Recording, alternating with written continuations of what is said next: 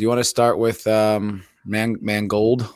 Mangold. Yeah, this one is actually more disappointing. But it's disappointing because it's a guy that does make stuff or has made things that I like or interesting.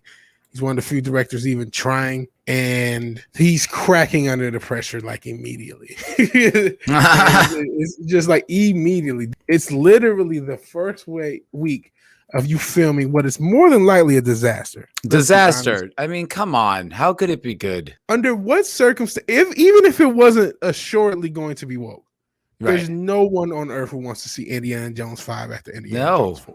No, absolutely not. Who wants to see a 78-year-old Harrison Ford with Phoebe Waller-Bridges or whatever the f*** her name? What? Why? Who? Honestly, for train wreck purposes, it almost makes it more interesting. Like if you're gonna destroy it, just do it. Just go all in. Go all in. Make it a complete disaster. Make it an unmitigated disaster. You want to be the Citizen Kane of Ghostbusters 2016. You want to be the best woke destruction of a franchise. Not The Last Jedi. No, you want to be. It's us. This is the Godfather. 5. Yeah, this is the Godfather of woke movies. Yes. Yeah, you're right. They really are swinging for the fences. You got to give them credit. All right, so let's look at this. Jackass. And also, I don't like everything he does, but I do like. I like. I thought Logan was good. Yeah, I mean, and also 310 to Yuma is a dope movie. I don't have any reservations about this guy. Yeah, I don't think he's genius. I think Logan has its problems, but he's not one of those guys that I'm concerned about. Like, oh, here comes this guy. I don't even know. Yeah.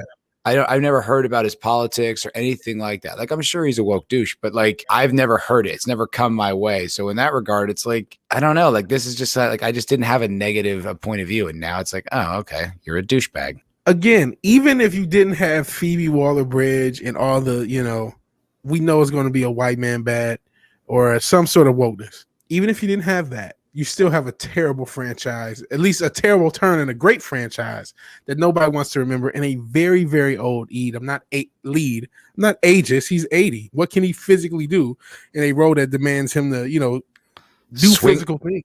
Yeah, to swing on a whip like Tarzan. The physicality of Indiana Jones is a big part of the character.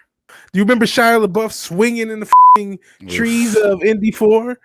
Oof. Do you remember the fridge getting new? Which isn't even the worst thing. There's so many other flaws. The aliens come out of nowhere, and now I was like, hey, you remember that franchise that we already ruined? They're gonna add wokeness to it.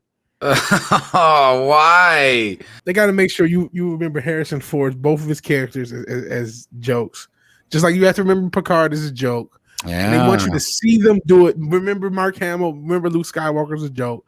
They want to see you. They want you to see those characters in positions. It's true. They want to lower their position in the cultural hierarchy. It was he was everybody's favorite. It was, your Han Solo and Indiana Jones and Deckard from Blade Runner. It's you have some of the coolest characters in media, and now it's you're on this campaign to ruin them all. Why?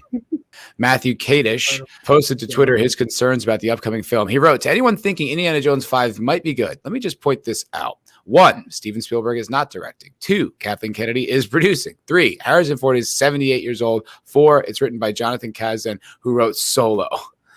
Those are really good points.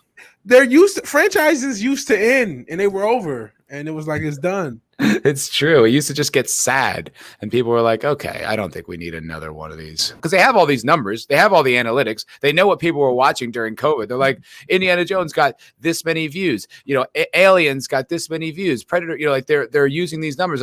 So there must be people interested in these properties still, so let's keep making them. Instead, the lesson should be that the shit you make now, no one wants to fucking see. We'd rather rewatch something we've seen 100 fucking times than spend any money on any of your nonsense. But you're like, oh, well, I guess we'll just wokeify the Predator or something. That'll sell. The people who make these decisions, the people who have the access to control movies and the entertainment industry, it's mind-blowing how bad they are at what they do. I always think of wokeness as a symptom. It is a symptom of incompetence and laziness. They don't have another Wire or Game of Thrones before that fell off, or another Breaking Bad or Mad Men. There's none of these things that were just around a decade ago. All these franchises are just a decade old. Yeah, where'd all those writers and producers go who made that shit? Would they all move on, get into construction? Yeah. They're still in Hollywood making movies. Just, let them do their thing. Stop looking over their shoulder and stop trying to form everything through this one single lens that you're just married to, like it's your religion. Mangold would directly respond by insulting Kadish. He wrote, "Thanks, Matt. Keep making the world a better place for crapping on things in the first week of production from your basement." Wow, shots fired. 1 and 3 are hugely talented and are all on my side.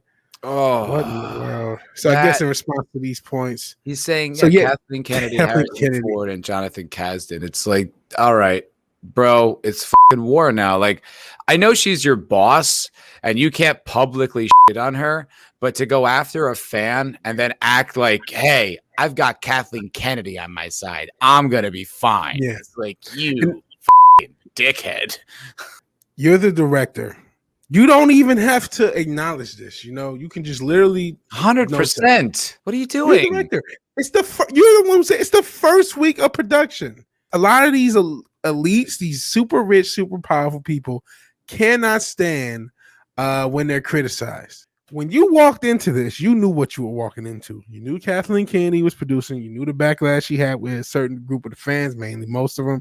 You knew that Indiana Jones itself was in a bad way just because of what happened with the fourth. You knew that there were going to be people who were already going to be negative on this for good reason. Zach says he got 1,000 subs from this. Matthew Kadish did. Good for you, buddy. Wow. Good for you, Chief. He didn't even mention Mangold when he said that tweet. Oh, that makes it worse. Yeah. Let me go back to the tweet. I'm looking at it on Twitter. He's not mentioned. Yeah, he just hashtag Indiana Jones 5. Mm-hmm.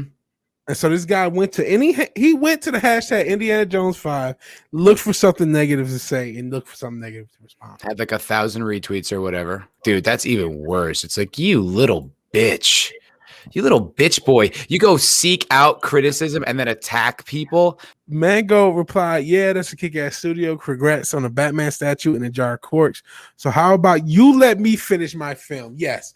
These people called you up on your personal film, right, and harassed you and stopped you from finishing your film. You bitch. You went on Twitter looking up Indiana Jones hashtags to find the worst one to reply to. But let me finish my film. Yeah, dude.